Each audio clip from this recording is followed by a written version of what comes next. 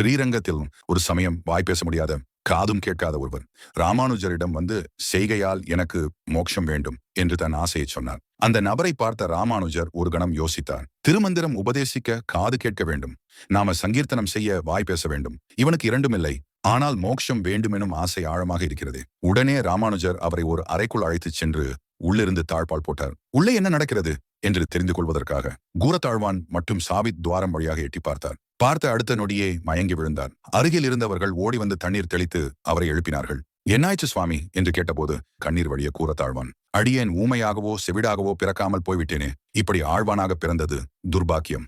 ஏன் என்று கேட்டபோது அவர் பார்த்த காட்சியை சொன்னார். ராமானுஜர் தன் 2 திருவடிகளையும் அந்த ஊமையின் தலையில் மேல் வைத்து அவனுக்கு அனுகிரகம் செய்கிறார். இதுவே குரு ராமானுஜரின் பரிபூரண கருணை.